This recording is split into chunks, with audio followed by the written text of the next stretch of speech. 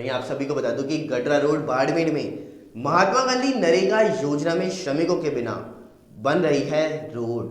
तो आइए नजर डालते हैं पूरी रिपोर्ट की ओर। महात्मा गांधी नरेगा योजना में श्रमिकों के बिना बन रही है रोड। राजस्थान के पश्चिमी सरहदी बाड़मेर जिले की पंचायत समिति गडरा रोड की ग्राम पंचायत गडरा रोड में महात्मा गांधी नरेगा योजना में 2020 और 21 वर्ष स्वीकृति महात्मा गांधी नरेगा योजना के अंतर्गत संपर्क ग्रेवल सड़क दक्षिण भाग से शमशान घाट रोड तक व खोलो मेघवाल बस्ती एवं उत्तरी बस्ती में 6 किलोमीटर ग्रेवल सड़क स्वीकृत की गई, जिसका अर्थ वर्क भी नहीं किया गया था। वहीं बिना अर्थवर्क के श्रमिक भुगतान उठा लिया गया। वहीं वर्तमान पिछले 4 दिन से ग्रेवल भी बिना श्रमिकों के ट्रैक्टर करौली से बिछाई जा रही है। तो आज तक ग्राम पंचायत गडरा रोड में तकरीबन 2 किलोमीटर रोड पर ग्रेवल बिछा दी गई, लेकिन श्रमिक एक भी पंजीयन महात्मा गांधी नरेगा योजना के अंतर्गत आज तक नहीं लगाए। इसी प्रकार महात्मा गांधी नरेगा योजना के नियमों की सरेआम धज्जियां भी उड़ाई जा रही हैं और एक तरफ राज्य सरकार एवं केंद्र सरकार रोजगार के नाम पर महात्मा गांधी नरेगा योजना को लागू किया गया था, परंतु स्थानीय प्रशासन द्वारा ग्राम पंचायत द्वारा महात्मा गांधी नरेगा योजना को ठेका प्रथा में चला करके लोगों का रोजगार भी छीन लिया गया। इतना ही नहीं, यह ग्रेवल सड़क महात्मा गांधी नरेगा योजना के अंतर्गत स्वीकृत होने के बावजूद एक भी मजदूर में लगने के बाद भी ग्रेवल कैसे बिछाई गई, इसका भगवान ही मालिक है। कई बार तो अधिकारियों को अर्थवर्ग न होने की शिकायत भी की, परंतु अधिकारियों ने उसकी जांच किए बिना ही श्रमिकों के ग्रेवल बिच्छू आना भी चालू करवा दी है। जांच की बजाय भ्रष्टाचार को सरेआम बढ़ावा भी दिया जा रहा है। आकमदान जी, ये रोड कब बना है? ये पिछले 3-4 दिनों से गड्ढा रोड में बनाया गया है। ये महात्मा गांधी नरेगा योजना में स्वीकृत रोड है, दक्षिण वास से जुमा सती के मंदिर तक। इस रोड में अभी तक महात्मा गांधी नरेगा योजना के अंतर्गत आज दिन 20 फरवरी तक कोई श्रमिक नहीं है लगाए गए हैं। श्रमिक अब उठाए जाएंगे, श्रमिकों के मस्टोल अब उठाए जाएंगे। महात्मा गांधी नरेगा योजना के अंतर्गत में ये ट्रैक्टर कराली से बढ़ाया गया।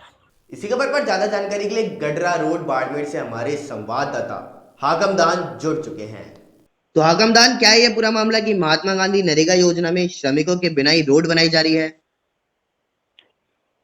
हाँ कुलदीप, ये बात सही है कि महात्मा गांधी नरेगा योजना 2020-21 की कार्य योजना में गडरा रोड ग्राम पंचायत में 6 किलोमीटर सड़क स्वीकृत हुई थी, जिस पर पूर्व में बिना अर्थवर्क के भी लाखों रुपए हड़प कर लिए गए थे। उसके बावजूद भी ग्राम पंचायत के ग्रामीणों ने जिला कलेक्टर से शिकायत भी की थी, जिसकी कोई जांच भी नहीं हुई थी। वर्तमान में उसी सेम सड़क पर ग्रेवल भी बिना मजदूरों के बिछाई गई। जब विकास अधिकारी विक्रम सिंह राजपुरोहित से पिछले 3-4 दिनों से संपर्क कर पता भी किया, लेकिन अभी तक कोई भी किसी प्रकार की मजदूरों की डिमांड नरेगा योजना के अंतर्गत इस मामले में अब तक कितनी रोड का कार्य पूरा हो गया है? जी कुलदीप, अभी तकरीबन 1 से 1.5 किलोमीटर रोड का जो कार्य है जो बिना मजदूरों के बिछाया गया है, और वर्तमान में दूसरी जगह मटेरियल भी एकत्रित कर दिया गया है। लेकिन ये ट्रैक्टरों से कराली से कार्य किया जा रहा है, जबकि अभी तक किसी प्रकार की कोई डिमांड नहीं लगाई गई है, नहीं कोई श्रमिक लगाए गए हैं महात्मा गांधी नरेगा योजना में। वास्तविकता में कुलदीप नियम ये है कि महात्मा गांधी नरेगा योजना के अंतर्गत में जो भी सड़क बिछाई जाती है उस पर श्रमिक ही कार्य करेंगे और श्रमिक ही रोड को ग्रेवल बिछाने का कार्य किया जाएगा। तो इससे तो साफ श्रमिकों को नुकसान होता हुआ नजर आ रहा है। जी, श्रमिकों की मजदूरी मारी जा रही है और महात्मा गांधी नरेगा योजना के नियमों को दरकिनार किया जा रहा है। तो इसके ऊपर अभी अधिकारियों का क्या कहना है? जी, विक्रम सिंह राजपुरोहित विकास अधिकारी से पता किया तो उन्होंने कहा कि मैं जांच करवाऊंगा, जबकि ग्राम विकास अधिकारी राम भारती से भी मैंने पता किया था तो उस समय उन्होंने भी ये बताया था कि मैंने किसी प्रकार से कोई डिमांड अभी तक नहीं दी है, नहीं ग्रेवल बिछाने के लिए कहा है, लेकिन सरपंच अपने प्रतिनिधियों के द्वारा जो ग्रेवल बिछाई जा रही है वो नियमों के विरुद्ध है। चलिए हाकमदान, ज्यादा जानकारी देने के लिए आपका बहुत बहुत धन्यवाद। इस खबर पर सच्चाई देखते रहिए न्यूज़ 18। नमस्कार। राजधानी जयपुर से बड़ी खबर सामने आ रही है। आप सभी को बता दूं कि राज्य सरकार ने धारा 144 की अवधि को बढ़ा दिया है। जी हां, बड़ी खबर हम आप तक पहुंचा रहे हैं कि धारा 144 की अवधि को बढ़ा दिया गया। तो वहीं प्रदेश में अब 21 मार्च तक यह धारा 144 को लागू किया गया है। साथ ही साथ इसके नियम और पालन करना अनिवार्य होगा। वहीं आप सभी को बता दूं कि महाराष्ट्र के अंदर लगातार कोरोना संक्रमण बढ़ता जा रहा है और इसी को चलते हुए कर्नाटक सरकार ने महाराष्ट्र से जितने भी लोग कर्नाटक में जा रहे हैं उन सभी की अब कोरोना जांच अनिवार्य कर दी है। तो आइए नजर डालते हैं पूरी रिपोर्ट की ओर। महाराष्ट्र में कोविड-19 संक्रमण के मामलों में दोबारा आई तेजी से पड़ोसी राज्य भी अलर्ट हो चुके हैं। आने वाले सभी यात्रियों के लिए कोरोना वायरस की जांच अनिवार्य कर दी गई है। नए आदेश के बाद में कोविड-19 का RT-PCR टेस्ट का नेगेटिव सर्टिफिकेट लाने पर ही राज्य में एंट्री दी जाएगी। कर्नाटक सरकार ने महाराष्ट्र में कोविड-19 के मामलों में हालिया वृद्धि के मद्देनज़र वहां से विमान, बस, ट्रेन या निजी वाहनों से राज्य में आने वाले लोगों के लिए RT-PCR कोविड-19 नेगेटिव सर्टिफिकेट लेकर आना अनिवार्य कर दिया है और यह सर्टिफिकेट 72 घंटे से पुराना नहीं होना चाहिए। स्वास्थ्य एवं परिवहन कल्याण विभाग के अतिरिक्त मुख्य सचिव जावेद अख्तर की ओर से जारी नोटिफिकेशन में बताया कि इस रिपोर्ट की पुष्टि एयरलाइन कर्मी यात्रियों के वाहन सवार होने के दौरान करेंगे।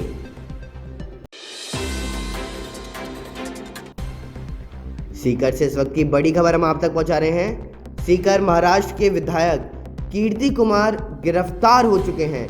तो वहीं पुलिसकर्मी से मारपीट के आरोप में उन्हें गिरफ्तार किया गया है। आप सभी को बता दूं, गाड़ी रोकने पर समर्थकों के साथ भड़क गए थे विधायक। तो वहीं पुलिसकर्मियों से मारपीट के आरोप में गिरफ्तार किया गया और गाड़ी रोकने पर समर्थकों के साथ भड़क गए थे विधायक। फुलेरा में दैनिक रेल यात्री महासंघ के आह्वान पर आज कस्बे के सभी बाजार बंद रहे। आइए देखते हैं क्या है पूरी रिपोर्ट। दैनिक रेल यात्री महासंघ ने रेल प्रशासन पर फुलेरा रेलवे जंक्शन एक श्रेणी का होते हुए भी जंक्शन की उपेक्षा का आरोप लगाते हुए बताया कि फुलेरा जंक्शन पर पूर्व में जो ट्रेनें रुकती थी उनका ठहराव बंद कर दिया गया। साथ ही जनरल व सीजन टिकट भी नहीं दिए जा रहे हैं, जिससे क्षेत्र में बेरोजगारी बेतहाशा बढ़ गई है। फुलेरा व आसपास के क्षेत्र से करीब 25 से 20 हज़ार लोग रोजाना रोजगार के लिए जयपुर, अजमेर, मकराना के लिए सफ़र करते हैं। ट्रेनों का संचालन बंद होने से लोग रोजगार के लिए तरस रहे हैं, लेकिन सरकार इस ओर कोई ध्यान नहीं दे रही है। इसी समस्या को लेकर आज फुलेरा बंद का आह्वान किया गया। व्यापार महासंघ फुलेरा ने बंद का समर्थन करते हुए शहर के सारे प्रतिष्ठान बंद रखे। दैनिक रेल यात्री महासंघ के अध्यक्ष श्रवण वर्मा ने बताया कि दैनिक रेल यात्री महासंघ पूर्व में चल रही सभी ट्रेनों के ठहराव करवाने के लिए प्रयासरत है, लेकिन प्रशासन से लगातार गुहार लगाने के बाद भी सुनवाई नहीं हो रही है। यदि शीघ्र रेल समस्याओं का समाधान नहीं हुआ तो आंदोलन और उग्र किया जाएगा। दैनिक रेल यात्रियों ने व्यापार महासंघ के समर्थन के लिए आभार जताते हुए सभी ट्रेनों का ठहराव फुलेरा जंक्शन पर करवाने व जनरल व सीजन टिकट शुरू करने की मांग का फुलेरा SS को ज्ञापन सौंपा।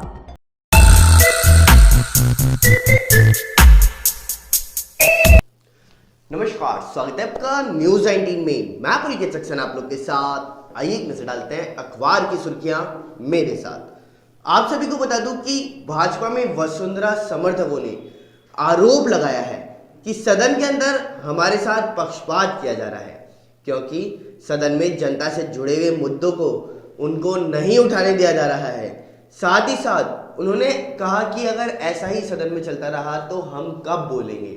उन्होंने कहा कि गुलाब चंद कटारिया नेता प्रतिपक्ष और उपनेता प्रतिपक्ष राजेंद्र राठौड़ ने उनसे कहा था कि सदन के अंदर अब 8 विधायकों को रोजाना बोलने की अनुमति दी जाएगी, लेकिन ऐसा अभी नहीं किया जा रहा। आखिर ऐसा क्यों नहीं हो रहा है और इससे उनके द्वारा जो मुद्दे हैं उसको सदन में भी नहीं रखा जा रहा। तो इसी के साथ साथ आप सभी को एक बात और बताता हूँ कि राजस्थान प्रदेश के अंदर धारा 144 जो पहले से 21 फरवरी तक के लिए लागू थी, लेकिन सभी लोग उस धारा को भूल गए थे और इस धारा का पालन नहीं कर रहे थे और सरकार ने एक बार फिर से इसी धारा को प्रदेश के अंदर बढ़ा दिया है। राजस्थान सरकार ने अब इस धारा 144 को बढ़ा करके 1 महीने और 21 मार्च तक के लिए बढ़ा दिया गया है और सभी को इसकी पालना करना भी आवश्यक होगा।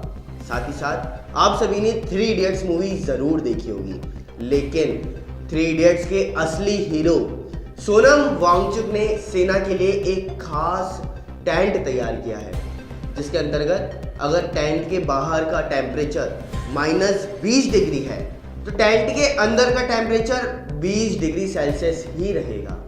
बड़ी खबर हम आप तक बता रहे हैं कि अगर टेंट के बाहर का टेम्परेचर -20 डिग्री है तो टेंट के अंदर का टेम्परेचर नॉर्मल 20 डिग्री सेल्सियस ही रहेगा।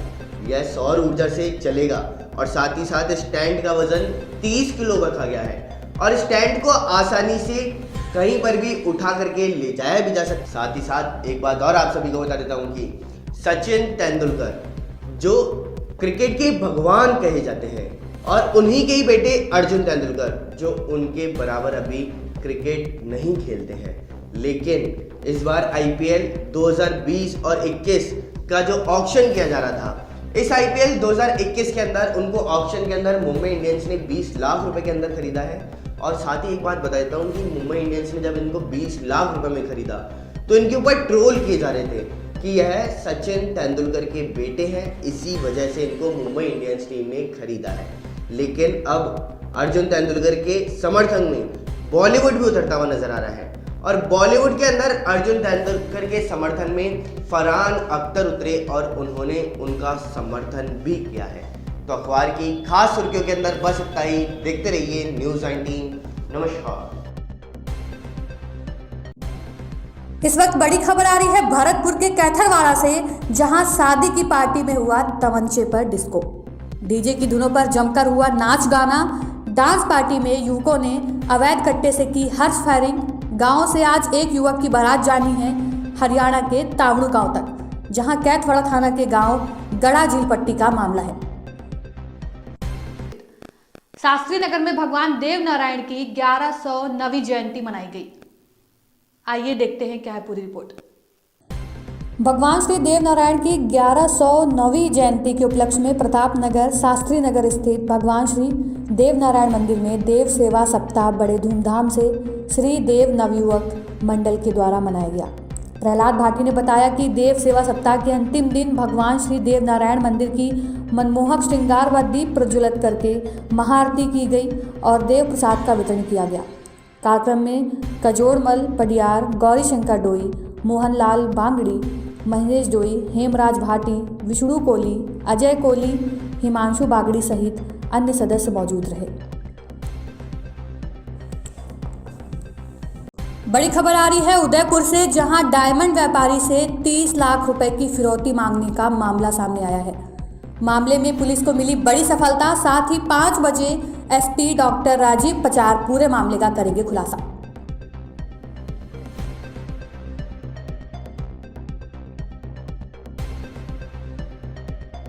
आइए एक नजर डालते हैं दोपहर की तमाम बड़ी खबरों की।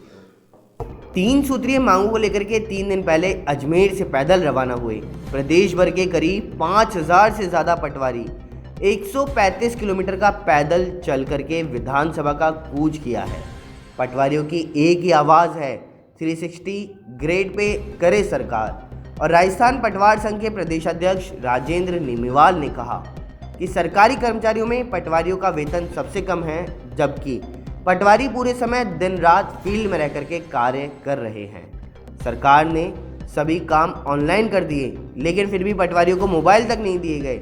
हर समय काम करने वाले पटवारियों को वेतन वृद्धि की मांग काफ़ी समय से चल रही है और इस मांग को लेकर के 2018 में सरकार के साथ समझौता भी हुआ था, मगर उसके बाद भी समझौते का प्लान नहीं किया गया और पालन भी नहीं किया गया।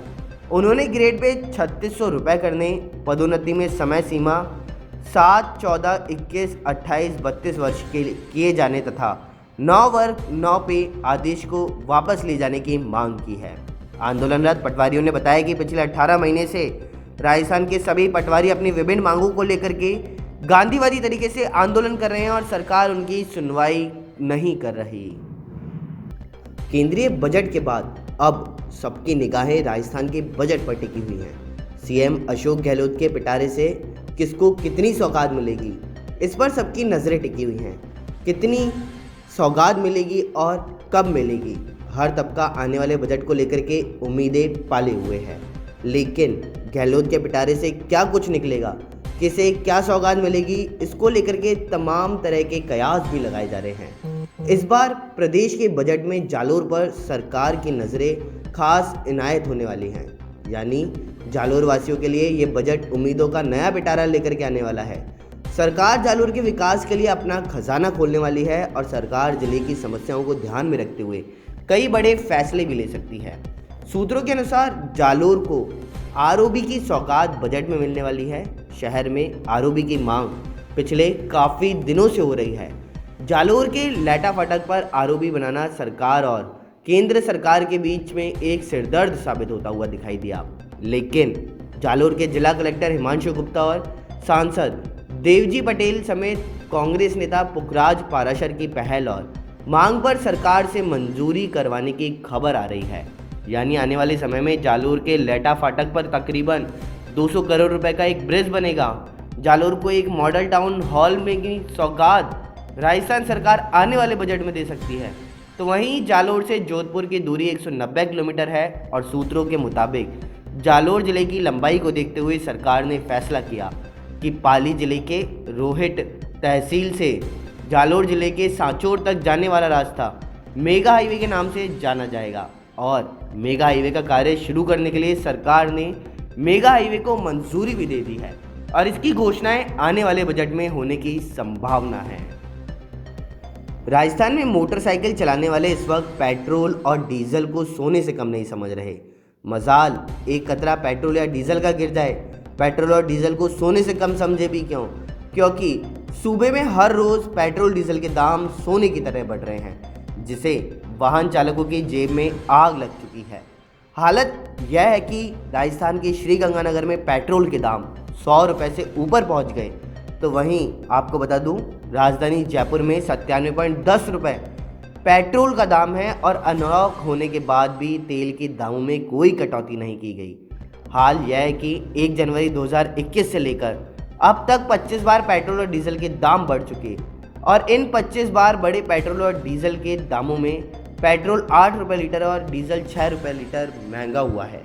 और कोरोना काल के चलते पिछले एक साल में 21 रुपये पेट्रोल का दाम बढ़ा और इससे तेल कंपनियों के साथ केंद्र और राज्य सरकार के खजाने में पैसा गया है। अगर आप सोचते हैं कि कोरोना काल से उभरने के लिए पेट्रोल और डीजल के दाम बढ़ाए गए, तो आप बिल्कुल गलत हैं। क्योंकि अगर कोरोना काल में पेट्रोल और डीजल के दामों पर नज़र डालें तो आपको पता चलेगा कि भीषण महामारी में भी राज्य सरकार ने अपनी जेब काटने में कोई असर नहीं छोड़ी थी। पेट्रोल डीजल पर टैक्स से कमाई पर नज़र डालें तो राज्य सरकार ने कोरोना काल में 3 बार पेट्रोल पर 8% और डीजल पर 6% वैट बढ़ा करके 2500 करोड़ से ज़्यादा का राजस्व कमाया। हालांकि जन भावना को देखते हुए 28 जनवरी 2021 को राज्य सरकार ने 2% वैट घटाया था और अब राजस्थान में पेट्रोल पर अब 36% वैट और 1.50 रुपये रोड सेस, जबकि डीजल पर 26% वैट और 1.75 रुपये रोड सेस वसूला जा रहा है। पीएम नरेंद्र मोदी ने वीडियो कॉन्फ्रेंसिंग के जरिए नीति आयोग की बैठक की और इस बैठक में पीएम मोदी ने सभी राज्यों के मुख्यमंत्रियों के साथ बातचीत भी की है। नीति आयोग की बैठक में मुख्यमंत्री अशोक गहलोत ने शिरकत भी की और इस दौरान सीएम ने अपने भाषण में कहा कि प्रधानमंत्री, केंद्रीय मंत्रीगण, मेरे साथी मुख्यमंत्रीगण, नीति आयोग के उपाध्यक्ष एवं तमाम उपस्थित साथीगण, जैसा अभी कहा राजनाथ सिंह जी ने, वही मैं कहने का प्रयास कर रहा हूँ, क्योंकि जो 6 एजेंडा रखे गए हैं नीति आयोग द्वारा वो बिल्कुल प्रासंगिक हैं आज के वक्त में। इसके लिए मैं उनको धन्यवाद देता हूँ और कोविड के बाद में मैं समझता हूँ रोजगार के सृजन और स्वास्थ्य सेवाओं पर ज़्यादा ध्यान देने की आवश्यकता है। सीएम ने कहा कि अब मैं एक पॉइंट कहना चाहूँगा विशेष रूप से कि माननीय प्रधानमंत्री जी, जैसा कि आप जानते हैं कि देश का 10% भूभाग राजस्थान में है, सबसे बड़ा प्रदेश बन गया है। छत्तीसगढ़ बनने के बाद में पानी 1% ही है, तो पानी का क्या महत्व है वो आप एहसास कर सकते हैं, क्योंकि सदियों से राजस्थान रेगिस्तान और मरुस्थल का भी भाग रहा और पानी को लेकर के तरसते हैं लोग वहाँ पीने के लिए। खारा पानी भी है और पानी में नाइट्रेट भी है, और पानी को लेकर जो हालात बने हुए हैं उसको लेकर के सबसे बड़ा ध्यान इंदिरा गांधी कैनाल हो या नर्मदा हो जो गुजरात से आती है। अब जो पिछली गवर्नमेंट ने एक स्कीम बनाई थी पूर्वी राजस्थान नहर परियोजना, इस पर मैं आपका ध्यान आकर्षित करना चाहूँगा। इसके लिए उनकी मांग है कि इसे राष्ट्रीय परियोजना घोषित किया जाए। और आप जब पधारे थे राजस्थान में 7 जुलाई को जयपुर में और 6 अक्टूबर को अजमेर के अंदर, तब आपने इसकी गंभीरता को देखते हुए उस वक्त घोषणा की थी कि इसको राष्ट्रीय परियोजना बनाएंगे। मैं आपसे निवेदन करना चाहूँगा कि ये आपका खुद का वादा है, आपको ही निभाना है। और 16 परियोजनाएं ऐसी राष्ट्रीय योजनाएं हैं जो असम की भी हैं, आंध्र प्रदेश में, हिमाचल में, उत्तराखंड में, मध्य प्रदेश में, उत्तराखंड में, महाराष्ट्र, पंजाब में भी हैं और पश्चिम बंगाल में भी है। और इस प्रकार से अगर 16 की जगह 17 बन जाएंगी तो मैं समझता हूँ कि योजना प्रायोरिटी पर पूरी हो पाएगी।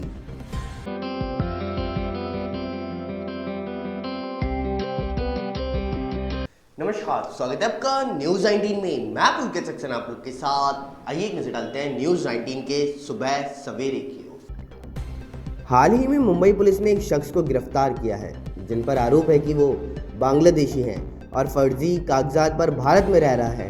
कांग्रेस ने दावा किया है कि रुबेल शेख नाम का ये शख्स बांग्लादेशी नागरिक है और वो उत्तरी मुंबई में बीजेपी के मॉनिटरिंग सेल के अध्यक्ष के तौर पर काम कर रहा था।